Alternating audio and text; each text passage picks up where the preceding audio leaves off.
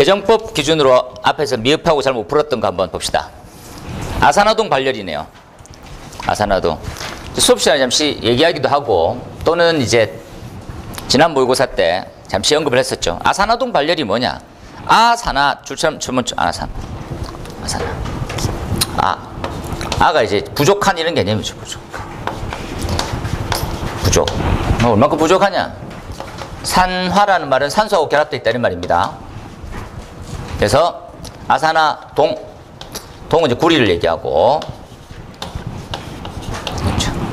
산소가 이렇게 되어 있는 거죠. 이렇게 생각하는 거죠. 아산화라는 말은 한 개짜리. 그래서 결합할 때 얘가 이제 1가 또는 2가 이온이 되기 때문에 특이하게 CU의 O가 되기도 하고 CU의 2개의 O가 되기도 합니다. 이제 2가 때는 한 놈이고 1가 때는 같이 결합되는 거죠. 이렇게 결합되는 거구나. 이게 발생되는 원리는 아산화동 같은 경우는 꽤 중요합니다. 논문 소재로도 엄청 많이 쓰거든요. 제가 전기 쪽에 반단선과 아산화동을 굉장히 중요하게 보는데 시험 문제는 좀 특히 그죠? 우리가 말하고 있는 트래킹 이런 게 더 많이 나와요. 안타깝지만. 그래서 시험 문제 맞추려면 트래킹 이런 쪽도 많이 공부하시고 반단선이 잘 안 나오더라고. 예외로 아산화동 나오면 캐치해야 하기 때문에 준비하시는 거죠. 구조가 이런 식으로 쓰는 게 제일 편할 것 같아요. 정의 하나 적고 개념 메커니즘 하나 딱 이해하시고요. 이 메커니즘을 자꾸 분리하시는데 10점짜리에 번호가 뭐 3, 4개, 5개 뭐 이렇게 가면 너무 남발하고 있는 중이거든요. 그래서 두 번째 거에 1번, 2번 체크하시면 됩니다. 접촉부 불량으로서 발생될 수 있는 정도만 또는 이제 아래쪽 써보시면 되죠. 그림도 적절하게 넣었고, 그리고 온도가 높으면 아산화동이 생기고 나면 온도가 높으면 저항이 떨어지는 놀라운 현상이 생긴댔죠. 원래 동 자체가 온도가 올라가면 저항이 경미하지만 상승해야지만 정상인데 반대 현상이 생깁니다. 그러면 전류는 집중해서 그 부위를 더 많이 흐르게 되고 그 집중되어 있는 부위에서 스파크, 고열이 발생하고 탄화되고 점화되는 거죠. 결국은 어떻게 하는 게 좋겠냐? 대책도 3분의 1페이지 정도의 규모로 적절하게 잘 쓰셨습니다. 내용은 대동소이하죠. 이 정도만 써도 6.5 정도까지도 가지 않겠습니까? 시적절하게 좀 들어가야 될 부분들은 뭡니까? 라면 조금 아쉽다라는 것들은 우리가 이제 저항에 대한 공식, 저항에 대한 공식은 고유저항과 전선의 단면적과 길이로 이렇게 이루어져 있죠. 잊지 마시고, 그렇죠? 그 다음에 발열량이라는 게 있습니다. 발열량. 열량이기 때문에 칼로리 단위로 생각하시면 되죠. 칼로리는 줄과 달리 0.24라고 하는, 그렇죠? 이렇게 이제 환산 수치를 넣어주고, 그리고 전류값과 저항값과 시간의 흐름을, 그렇죠? 발열량. 여기서 한 개만 더 하면 너무 나갔네 싶은 거 하나만 더 적을게요. R이 뭡니까? 라면 온도가 변화되고 난 다음에 어느 정도가 상승됩니까? 라는 거죠. 상승됩니까? 그렇죠? 최초는 어떠니? 최초는 R0 1 플러스 알파의 델타 T입니다. 알파 T. 델타 T. 간단하죠? 뭡니까? 처음 저항에서 온도 개수만큼 온도차 곱해주면 됩니다. 그만큼 증가하는 거죠. T 온도 뒤에 T 온도 뒤에 온도가 얼마큼 상승하냐라는 공식인데 이게 저항계수 공식이거든요. 저항계수. 이 정도 보고 가시는 거죠. 요 식만 양념 잘했으면 6.5점 확실하게 6는 7점으로 가셨어도 될 문제죠. 넘어가면서 자, 됐습니다. 접촉 불량, 그리고 이거 반응식도 하나 넣어주고, 그렇죠? 여기 약간 좀 이제 질문이 좀 애매하죠. 현상에 대해서 적어라 이렇게 얘기하면 현상이면 현상 개념만 적으면 됩니까? 대책까지 적을까 하면 항상 대책도 적어주는 연습을 좀 하세요. 한두 줄이라도 대책. 현상이면 그렇죠? 현상이면. 그래서 만일을 아예 물었으면 반 페이지가 적당한 거고요. 아니면 그 정도. 넘어갈까요? 정전기 중에서 이제 문제를 나눴죠. 정전기는 25점짜리가 특화되어 있는 문제에 가깝습니다. 정전기는 엄청 단순하게 이해하시면 되죠. 정전기 공부 방법의 3가지. 자, 정전기는 도대체 뭐냐, 정전기. 첫 번째, 개념을 이해하셔야죠. 개념. 반대되는 놈은 동전기입니다. 동전기. 그러니까 일반적으로 쓰고 있는 전기는 동전기라 부르죠. 그랬어? 220V. 그리고 또 갖고 와야 되는 개념이 뭡니까? 부도체죠, 부도체. 그 다음에 알고 가야 되는 것들이 뭡니까? 원래 이제 원뜻으로 개념이 이해하는 대전이라는 걸 이해하셔야 되고요. 대전. 그 다음 원래대로 돌아가면서 방전이 있습니다. 방전. 그리고 이제 부연이 있죠, 부연. 부연이 뭡니까? 방전 종류 중에 뭐뭐. 맞히자는 말이죠. 맞출 수 없답니다, 이제. 그래서 2번. 메커니즘을 딱 이해하시죠. 왜 생기냐? 이렇게. 부도체가 에너지를 받게 되면 극화되는 거죠, 극성. 이 극성화를 대전이라고 합니다.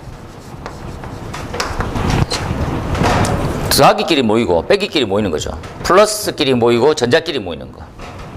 이걸 갖다 우리는 대전이라고 부릅니다. 대전에 한 15종류 있습니다. 농담 약간 보태가지고. 전부 다 대전입니다, 전부 다. 너무 많은 대전. 그 중에서 딱 하나만, 얘가 거의 다야 마찰 대전이죠. 마찰 대전. 하지만 이제 우리가 배경지식으로 무조건 알고 있어야 되는 게 뭡니까? 이렇게 딱. 모든 자연계 물질은 어떤 상태를 유지하려고 합니까? 안정화 상태. 안정화 상태가 뭐냐? 중성 상태입니다. 중성. 중성은 도대체 뭐죠? 중성은 더하기, 빼기 이렇게 유지하고 싶어하는 거죠. 중성. 이해되죠? 양성자와 전자가 균형을 계속 이루고 다니는 거죠. 이 붕괴되면 안 되죠. 그런데 이 양성자로부터 가장 먼 곳 최외곽 전자라고 부릅니다. 여기에 약간의 자극을 주어지는 순간 그동안 즐거웠다, 자식아. 관심도 없더만, 이런 거죠. 이해되죠? 양성자 이렇게 8개 끝에 2개 이렇게. 얼마나 외롭겠습니까? 그렇죠? 관심이 없는 거야, 관심. 양성자 수만큼 있는데 최외곽 전자. 여기 톡 치면 잔녕. 막상 집떠나면 어떻습니까, 느낌이? 집떠나면 고민이죠. 처음에 방황하는 거지. 아무나 들러붙습니다. 이렇게. 야, 친구 집 가보는 거지, 친구 집. 친구 집 갔어, 친구 집 가니까 뭐 합니까? 친구 엄마는 친구 딸내미한테만 잘해주는 거지. 외로운 거죠. 야, 가자, 이렇게. 원래대로 돌아가는 거죠. 이 형태의 반복입니다. 그렇죠? 갔다가, 떨어졌다가, 이렇게 되면 음극화되는 거죠. 음극화되는 거고요. 양극화되는 거죠. 이게 바로 대전입니다, 대전. 되겠습니까? 에너지가 어디가 높습니까? 마이너스 쪽이 높은 거죠. 마이너스가 많이 가지고 있으면. 얘네들도, 이 아줌마도, 이분도 먹여 살리기 힘든 거예요, 둘이를. 나갔으면 좋겠네. 좀 나오갔지. 하루만 자고 간다더라, 친구가 이랬는데, 한 일주일 계기고 있으면 뭡니까? 아, 열받네, 이러면서. 나가는 거죠. 나가면서 욕을 싹. 에이씨! 에너지. 이게 방전입니다. 다 이해되겠죠? 이해 안 되는 표정들인데. 그래서 3번째, 대전 종류, 방전 종류. 이 대전은 메커니즘에 가깝고요. 방전은 점화에 가깝습니다. 점화. 우리 소방은 점화 쪽이에요, 점화. 이때 발생된 에너지가 미리줄 단위입니다, 미리줄. 너무 신기한 게 수소가 몇 미리줄에 불이 납니까? 수소 불 내기 싫습니까? 수소 얼마? 예? 0.02 미리줄에, 그냥 줄이 아니고 미리줄에 점화가 됩니다. 혼합계면 형성되어 있으면 엄청나죠. 분진 폭발 몇 미리줄? 너무 과한 분진 아닙니까? 아, 역시 다행이시네요. 소방하는 사람은 불 내고 싶어 하진 않네요. 불을 끄는 쪽에 집중하고 있는데 불 내고 싶을 때는 뭐 10mJ 정도. 일반적인 가스가 0. 몇이기 됩니다. 수소가 제일 되겠습니까? 수소 끝판왕입니다. 수소 아세틸렌은 0.0 몇이기입니다. 얘네들. 이해되죠? 이 정도로 불이 난다고. 조심해야 되지. 다시 한번 정리하면 정전기는 점화원이 될 수 있습니까? 엄청 에너지 작아. 하지만 가연성 혼합기가 형성되어 있고 가연성이 높을수록 작은 에너지에서도 불이 날 수 있거든. 조심해야 되는 거죠. 이해를 잘 하세요? 그렇지. 방전에 대한 부분에 종류를 하고 방전이 점화 에너지로 성립될 수 있을지를 구분해 주는 게 이 문제의 취지였습니다. 이해되죠? 그게 다 잘 썼어. 특히 잘 쓴 이유는 뭡니까? 불 나겠어? 코로나 방전, 코로나도 싫어하는데 코로나 방전은 누가 좋아하겠습니까? 그렇죠? 코로나 방전. 이게 그런 의미가 있는 게 아니라고. 뭐가 의미가 있냐고. 이 에너지가 점화원이 될 수 있어. 이런 걸 따져보라. 있으면 대책이 필요하죠. 최근에 시험 문제 나왔던 스파크. 앞으로 나오는 스파크. 그렇죠? 잘 이해하십시오. 아주 중요하죠. 넘어갑시다. 그 다음에 똑같은 그림까지. 시간 내적기 쉽지 않거든요.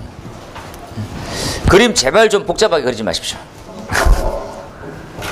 학원이 무슨 뭐 미술학원도 아니고 시험장에서 못 끌 그림은 아무 소용이 없습니다. 그렇죠? 직관적으로 전달만 딱 되면 돼요. 직관적으로. 대전체와 접지체 사이에 어떻다. 이하 공통 막 이렇게 해놓으면 되죠. 밑에 계속 적는데 시간 낭비입니다. 10점짜리 적을 때 답 적을 때 시간 없어서 죽겠는데 뭐 그림 그리고 그렇죠? 그림 그리고 있는 것들이 대각선에 보이면 아, 저 사람은 그냥 한 문제에 집중하는 스타일이구나. 이렇게 저 사람 그냥 답 쓰러 왔구나. 이렇게 합격보다는 대략 적었어요. 잘 적었습니다. 그다음 보면 감리 좀 괴롭히고 있잖아요. 계속 문제 자체가 감리. 이번에도 감리 문제 나왔었고 그래서 감리를 좀 잘 보고 가셨으면 좋겠습니다. 그렇죠? 이 문제에 대한 취지는 우리가 이렇게 한번 이해해 봅시다. 큰 틀로 한번 담당이 누구냐, 담당자, 관리자는 누구냐 이렇게 생각해 볼게요. 그렇죠? 이렇게 하나만 딱 생각해 보면 첫 번째가 이렇게 나오면 건축물이 지어진 이후는 이후대로 제일 처음에 이제 생각해 보면 공사하고 싶은 공사. 공사 쪽은 누구를 지정합니까? 소방기술자를 지정합니다. 공사의 규모에 따라서 소방기술자는 몇 급 있습니까? 몇 급부터 몇 급까지? 특급부터 몇 급까지? 초 아래도 있습니다. 뭐가 있습니까? 자격 인증이 있죠. 인증 자격이라. 연면적 1000제곱미터 미만은 그렇죠? 예, 자격 수첩을 발급받은 사람, 자격 인증자를 배치할 수 있습니다. 기술자로.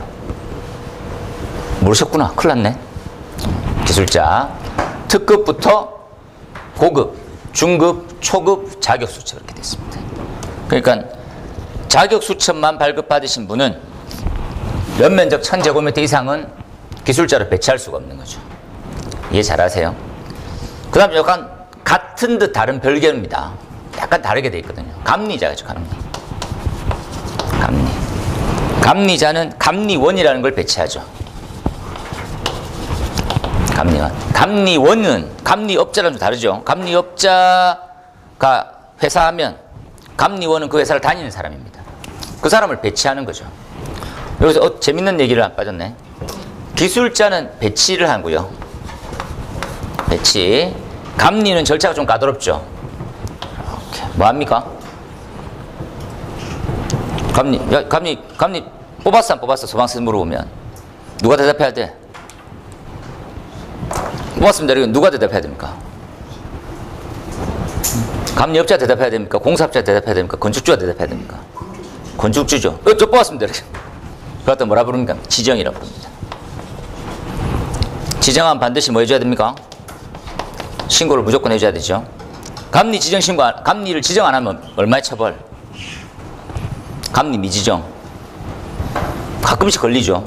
건축주는 잘 모르잖아요, 소방에 대해서. 그죠? 그 공사업자한테 물었더니, 아유, 공사업자 뭐랍니까? 아, 안 해도 되는 거 아닌가? 이렇게 하는 거지. 그럼 뭐라 불러? 진짜 안 해도 되나? 이러면서, 저번에 비슷했는데 안 했더라고. 이렇게. 안 했더니 나중에 소방서에서 검열로 하는데, 왜 감리가 지정이 안 됐어요? 이렇게 묻는 거지. 1년 이하의 징역 1천만 원이야. 감리 미지정. 이해됩니까? 신고 안 하면 200만 원의 과태료. 엄청나죠? 감리가 그만큼 중요하지, 지금. 중요하니까 시험에 잘 나오지. 시험에 또 나옵니다. 하지만 현장에 이제 공사가 진행되면 이 사람도 배치를 연초배치 소방서에서는 배치를 통보해줘야 됩니다. 신기한 절차를 가지고 있죠. 잘 이해하세요. 급수는 어떻게 됩니까? 급수 특급에 기술사부터 쭉 초급까지 있습니다. 그렇죠? 놀라운 현상이 막 생기죠. 뭐가 생깁니까? 이제 제도가 바뀌어서 보조감리원이라는 게 생겼어요. 보조감리원. 이 보조감리원이 있다 보니까 이 감리원의 명칭이 승격됩니다. 뭐로? 단장님 이렇게. 그냥 그 말 들으면 너무 낯간지럽거든요. 감리지 무슨 뭐 단장님 이렇게 부르는 거야. 단장님 아유 그냥 이사님 하시면 됩니다. 아유 그래도 단장님이신데. 근데 우리 직원분 중에 직함을 단장으로 해달라더라고. 그 단장이란 직함이 있습니까? 우리가 무슨 단원도 아니고 연극단입니까? 왜 단장은 아니고 그냥 이사로 하시고 현장에서 단장으로 불리시면 되잖아요. 그랬더니 끝까지 명함에 단장을 파달라더라고. 야 단장. 감리 다니는데 단장님인데 회사에서 나가는 발급되는 명함이 그냥 이사 아니면 밑에 이렇게 해야 되는데 무조건 단장님만. 그렇게 아니 우리 소방 건축은 좀 다릅니다. 건축은 소장님의 집착을 해요. 소장. 저 명함을 받아보면 아니 우리는 그냥 직함이 그냥 이사 뭐 이렇잖아요. 근데 건축은 소장, 건축 사무소잖아요. 그러니까 소장을 제일 높은 쪽으로 인지하고 좋아하더라고. 그러니까 우리는 보통 보면 소장은 현장 소장님이잖아요. 소장님 이렇게 부르는데 거기는 소장이 엄청 높은 쪽이야. 그러니까 자기 직함에 소장 박는 게 꿈인 사람들도 많더라고. 그러니까 업 차리는 거지. 그거다 인정해. 우리도 인정은 저도 되는데 그냥 이제 감리했다가 이사 아니면 상무 이랬다가 갑자기 단장을 자꾸 꽂아달라니까 예. 그래서 저희 회사에서는 이렇게 회사에서 누가 단장님이라 부릅니까? 그 사람을. 회사 내인데, 그죠? 그래서 회사 발급되는 면허 이렇습니다. 그랬는데, 이사 다 지우시고, 상무 지우고, 단장을 해달라고. 예. 알겠습니다. 그래, 주라면서. 약간 직함에 집착하시는 분이.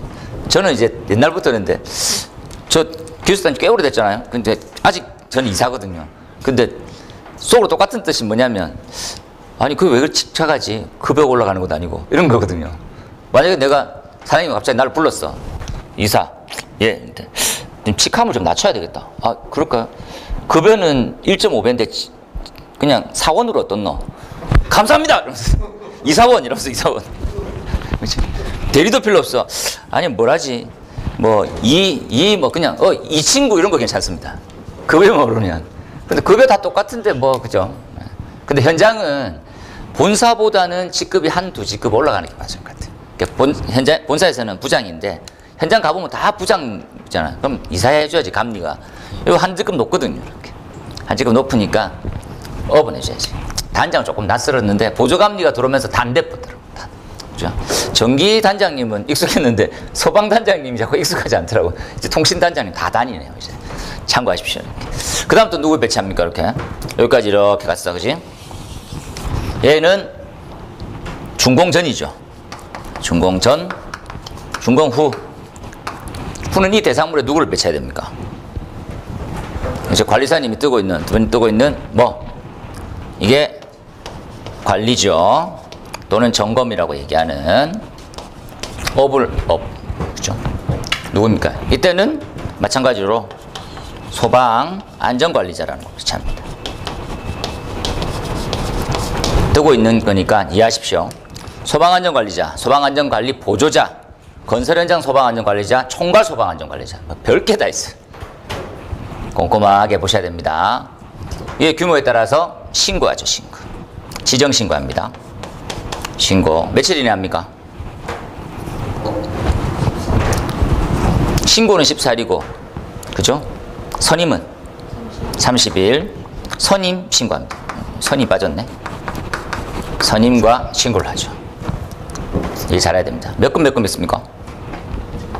특급부터 특 1, 2, 3급까지 있습니다. 급수가 바뀌었죠. 특급 1급, 2급, 3급. 그리고 건설 현장. 잘 이해하시고. 이 3급은 어느 정도 규모 이상을 3급이라 부를까요? 자탐하고 뭐? 네? 정말 소방에 무관심하시군요. 간이 스프링클러입니다.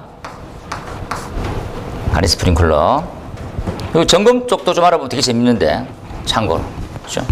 요 외에 후면 관리 쪽인데 건축물은 이렇고, 건축물. 그 다음에 위험물 쪽은 위험물 안전관리자가 있죠. 참고하시고. 됐습니다. 더 놀라운 점은 뭡니까? 공사에 대한 기술자 배치 대상과 감리원의 감리원 배치 대상의 규모가 서로 상이하다는 겁니다. 이게 이제 가장 큰 불협화음을 갖고 오는 거야. 그죠? 감리는 배치하는 게 중요한데 기술자는 배치 안 해도 되는 것도 있어요. 반대 아닙니까? 기술자 배치되는데 감리는 나중에 또 규모가 크니까 배치하는 거 내려 생각해야 되는데 반대도 있어요. 문제가 좀 있는 거지. 그 부분에 대해서 알아보는 거죠. 이 부분입니다. 여기 보면 신설, 개설, 증설로 되어 있죠. 감리원은. 신설, 개설, 증설. 공사 기술자에 대한 배치는 또 다르게 되어 있어요. 신설과, 그렇죠? 뭐 개정이 뭐 이렇게 되어 있다든지 분리되어 있어요. 특이하게 되어 있으니까 참조하시고. 여기 좀 주의사항들은 이런 거죠. 옥내 소화전, 옥외 소화전은 그냥 신설, 개설, 증설이면 무조건인데 나머지들은 구역입니다. 구역. 구역. 그죠? 구역들. 구역. 보기 힘들게 돼 있네요. 이런 것들이 또는 대표적인 예가 이런 거죠. 재현설비 설치할 때 대상이 되고 재현설비, 재현구역 증설될 때 대상이 되고 이런 거죠. 그 내용 좀 그냥 한번 자료를 찾으셔서 보십시오. 그 다음에 아니할 수 있는 거. 첫 번째, 착공신고 대상이 아닌 거예요. 두 번째, 비상경보 설비 정도 설치할 때 자탐 설치하면 안 해도 됩니다. 세 번째, 자진설비 안 해도 된다고 이렇게 적혀있죠. 이 내용도 한번 보시고 똑같이 이렇게. 그렇죠? 넘어가셔서 그 다음에 제도를 보면 이렇게 돼 있죠. 제가 이제 착공이고 공사는 이렇게 참 이해합시다. 제일 처음에 이제 설계하고 공사 시작됩니다 하면 착공이라고 부르고요. 착공. 그 다음에 이제 끝났어 그러면 완공. 이 완공 때 우리는 청사의 시공자들은 완공검사 증명서, 완공이 됐다는 완공검사 신청서를 제출하고요. 감리원은 감리결과 보고서를 제출합니다. 이해하세요? 시공자들은 완공검사 신청서라는 걸 제출하고요. 감리원은 기타 서류를 좀 뺀 감리결과 보고서를 제출합니다. 물론 감리 대상일 경우에. 그런데 이 시공이 완료됐다는 걸 소방서에 원래 시공자가 제출하는 거거든요. 시공자가 소방서에 서류, 감리 서류를 첨부시켜서 이렇게 나가는 거죠. 원래 원칙은. 그죠? 왜 이렇게 나갑니까 하면 시공자가 완공공사 신청서를 했는데 소방서에서 나와볼 거였잖아요. 그러니까 안 나오셔도 됩니다. 저희 감리 대상이어서 감리 결과 보고서가 첨부시켜서 넣습니다. 그러니까 소방서는 뭘 합니까? 결과서 보고 잘 해놨네요. 내 안 나가봐도 되겠죠. 이러고 있는 거지. 그러니까 안 나가도 됩니다. 이랬는데 잠깐만. 현장 확인 대상이 있더라는 거지. 보이나요? 이 현장 확인 대상에서는 감리 결과 보고서로 가늠을 안 되는 거죠. 어떤 의미로. 감리 결과 보고서가 잘 돼 있는지를 확인하러 나오는 거지. 그렇죠? 그 내용입니다. 그 내용. 어떤 대상입니까? 쭉 살펴보는 거죠. 쭉 보니까 이렇게 나와 있네요. 연면적 만 이상 11층 이상 아파트는 제외하고, 이렇게. 아파트 분명히 제외한다고 돼 있는데 아파트 계속 나오죠. 그렇죠? 아파트는 제외한다고 돼 있는데 감리를 못 믿는 거죠. 감리를 못 믿으시게 하면서 이렇게 딱 나와 있습니다. 나머지 보고, 그럼 제출 서류는 뭐냐? 감리 결과 보고서, 각종 이제 증명 서류죠. 이런 것들 첨부시켜서 들어갈 거다. 이렇게 쓰시면 됩니다.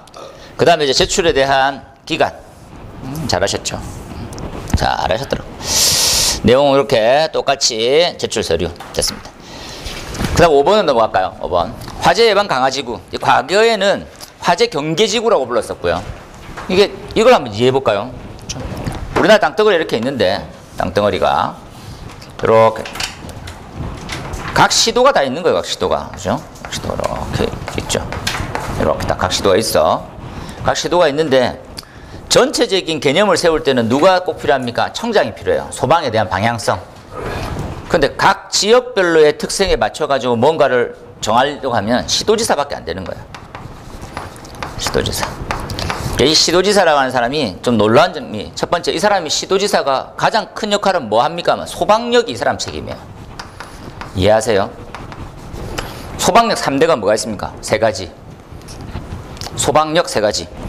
첫 번째, 사람. 두 번째, 장비. 세 번째, 뭘로 불 꺼야 돼요? 물. 되겠습니까? 길에 지나가다가 소화전이 보여. 누가 설치했어요? 시도지사님. 이렇게. 시도지사 님 붙이세요. 님. 물 깔아줬잖아요. 님. 감사합니다. 이렇게. 그리고 공무원들 진급, 장비 다 시도 예산으로 집행됩니다. 그렇죠? 이렇다 보니까 국가직 전환이고 뭐시고 개념이 없는 거예요. 그렇죠? 본부장 빼놓고는 그 밑에 있는 사람들은 다 시도지사가 그 사람 뽑아 이거든. 이해됩니까? 본부장만 이고 그 밑에는 다들 시도지사 재가를 받아야 돼요. 왜? 청장이 위임해놨거든 이 사람한테. 그래서 이 사람이 파워가 제일 좋습니다. 제가 이제 우스갯소리로, 그러면 이제 또 소방력을 이 사람이 가지고 있으면 소방서에서 예산 받으러 가잖아요. 사야 됩니다. 이렇게 본부에서 예산을 딱 들고 가면, 이건 약간 농담에 섞여 있지만, 가면 담당 여직원 몇 년 차 안 됐어. 리스트를 보는 거예요. 이거 필요해요? 담당이, 예. 그럼 저 어쩌고, 됐어요. 이거 필요해요? 예. 그건 또 이렇게 됐어요. 하고 싶었다는 생각이 실제로. 그러니까 이게 그 사람이 이렇게 하는 거에 따라서 시도의 소방력이 결정되는 거예요. 그럼 도대체 누가 중요한 거야? 체크하는 그 여직원 공무원이 중요한 거야? 여자 공무원이 중요한 거야? 아니면 올린 사람이 중요한 거야? 좀 깎일 걸 알고 올리지는 하겠지만 그래도 좀 그렇다더라고. 그래서 국가직 전환되면 바꿔야 되는데 안 되는 거지 아직까지. 그래입니다. 여기 화재 예방 강화지구입니다. 화재가 발생하면 피해가 너무 커질 거라고 예상되면 시도지사가 미리 정해서 안전관리를 하고 월 1회에 현장 방문이라든지 어떻게 하자 이런 것들 나와 있죠. 자, 이런 지역입니다. 제가 이걸 보고 좀 놀랐던 게, 답지를 제출하신 분의 절반이 9번만 냈던 거예요. 뭐 하자는 거지? 내가 분명히 법이 바뀌면 바뀐 대로 해서 단톡방에 꼭 올려주는데 무관심한 거예요. 물류단지를 뺐더라고. 물류단지 뺀 사람들은 다 날렸습니다. 집에 가세요. 물류단지가 도입된 기념으로 시험에 나온 겁니다. 화재 예방 강화지구는 원래 중요한 내용이지만 안 나오다가 왜 나왔어? 이런 거 있잖아요. 기준이 바뀌었으니까 나왔지. 그 바뀐 거 준비했어? 그거 빼고 다 준비했어. 이런 거지. 이렇게. 나머지 다 맞습니다. 잘하셨더라고. 그래서 조사하고요. 그리고 교육훈련하고 10일 전에 통보해주고 보수보강을 명할 수 있습니다. 소장님 들렸더라고. 그래서 이렇게. 그 다음에 소방자동차 전용구역 한 번 더 나오려고 준비하고 있죠. 뭐가 제일 크게 문제였습니까? 소방차를 몰고 현장을 가보니까 소방차를 전개할 수 있는 장소가 없는 거예요. 불 끄려고 하는 장소. 거기를 이제 명시해 주자는 거지. 제일 안타까운 점은 뭐냐? 이게 안타깝죠? 옆에다 땡땡. 어느 대상만 대상입니까? 지금 현행법이. 특정 소방 대상물의 모든 곳에서 불이 날 건데 어느 대상만 전용 구역을 설치하게 돼 있습니까? 의무상으로. 뭐 공동주택이죠. 이런 나라가 어디 있습니까 이게? 불은 공동주택에서 나는 겁니까? 전 건물에서 안 나는데. 뭐 공장 부지 엄청 넓잖아요. 소방차도 전용 구역 넣으라고. 왜 넣을 수 있는 곳에서도 안 넣어? 소방차 전용 구역은 전 설비에 다 대상으로 해야 됩니다. 예외사항을 조금 더 두면 되죠. 저희가 둘 수가 없었다. 봐줄게. 그 외에는 다 넣어야 됩니다. 아니면 소방차가 설치할 수 없다니까. 그렇게 비워둬야 소방차가 와서 펴기라도 하죠. 그렇죠? 주차 공간이 사람 죽을 게 아니지. 요 의무 요겁니다. 요거. 현재 지금 우리 기준에 나와 있는 아파트 등이라고 얘기하는 공동주택이죠. 100세대 줄쳐놓고 100세대 3층 이상의 기숙사. 전 대상 이렇게 해야지. 그렇죠? 아니면 뭐 다른 거 그죠? 뭐 11층 이상이 대상이 된다. 연면적 3만 이상, 2만 이상이다. 그럼 다 둬. 그걸 예외상을 두는 거 되죠. 요거 한번 체크하시고 방해행위입니다. 방해행위에 요 사항만 조금 조심하시면 되겠죠. 부설주차장이라고 이게 이제 그 주택법 같은 데에서 명시되어 있죠. 그렇죠? 건축법에도 명시되어 있고 부설주차장이라 하면 이렇게 되어 있거든요. 거기에 주차구역 내에 주차가 만약에 되어 있으면 무관하다. 이 내용을 잘 이해를 잘 못하겠더라고요. 약간은 좀 차이가 있어서. 그리고 이런 것까지 답을 잘 썼더라고. 원래 얼마의 과태료입니까? 얼마의 과태료? 이 소방을 배우는 게 중요한 게 아닙니다. 과태료를 조심하셔야 되거든요. 얼마의 과태료? 100과입니까? 200과입니까? 200만 원의 과태료일까요? 200만 원의 과태료일까요? 100만 원의 과태료일까요? 100과 100과 100만 원의 과태료. 넘어갑시다. 똑같이 잘 썼어요. 7번에 특례죠. 특례 동그라미 치고 소급 적용 강화한다 이 개념이죠. 소급 적용이 되지 않는데 소급 적용이 가능한 거 뭐냐? 소급 적용. 원래는 기준이 강화가 되면 강화되어 있는 기준을 따를 수가 없게 되어 있는 게 원칙이죠. 대원칙. 불소급의 원칙이라고 보통 얘기하는. 이게 있으면 안 됩니다. 그 강화를 하면 강화법을 계속해서 적용시킬 수가 있거든요. 그렇게 하면 안 되죠. 과거에 저지른 잘못을 지금 어떻게 또 할 수는 없는 거니까. 근데 도저히 놔둬서는 안 되는 거. 강화 기준을 넣는 거죠. 소방시설에서는 요게 있고요. 특정 소방대상물에서는 요게 있습니다. 최근 이슈가 많이 되고 있는 공동구, 지하구. 지하구는 전력통신사업용 지하구, 노유자시설, 그리고 의료시설입니다. 제가 얼마 전에 국토안전대진단에 대한 일환으로 안전대점검? 뭐라더라? 이름이 좀 바뀌어가지고 의료시설 갔거든요. 2006년 12월 31일까지 연기됐습니다. 기도 안 차더라고. 나쁜 말로 뭡니까? 병원 하려면 스프링클러 넣어야 돼. 이런 거잖아요. 원치지가. 병원 하려면. 그런데도 안 해. 이 잘못된 거 아닙니까? 병원 할 정도인데 능력자들이 왜 스프링클러를 안 해? 능력이 없으면 나중에 미뤄되는데 병원 할 정도인데 병원 어렵습니다 이게 아니고 병원을 차릴 정도인데 스프링클러를 안 넣어? 이거는 이해가 안 되는 거예요. 그래서 제가 보고서 직원이랑 같이 갔었는데 그게 또 구 예산으로 잡히더라고. 많게는 3,500만 원 지원해 주더라고요. 3,500만 원 지원해 주는데도 안 해. 이상하지 않습니까? 나라에서 개인 병원에 스프링클러 비용을 지불해 주는 거 대모해야 되는 거 아닙니까? 모르는 사람 많네요. 그죠? 아니, 내 세금이 개인 병원에 병원이 공공재긴 하지만 좀 이상하더라고. 그런데도 안 해요. 원래 23년 12월 31일까지였거든요. 근데 이게 위에서 싸우다가 밀립니다, 힘에. 야씨, 지금 바쁘잖아, 이렇게. 그래서 뭘로 바뀌었습니까? 하면 26년 12월로. 아이씨. 그렇다 보니까 갑자기 다 하던 공사, 예산 잡던 것들 다 뒤로 밀어버립니다.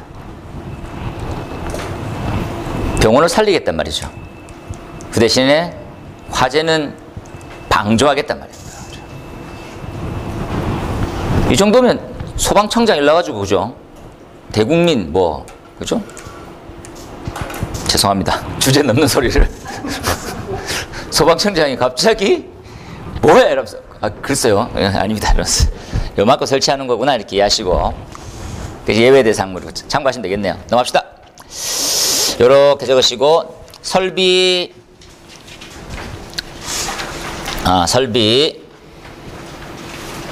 설비 자탐이 또 빠졌네.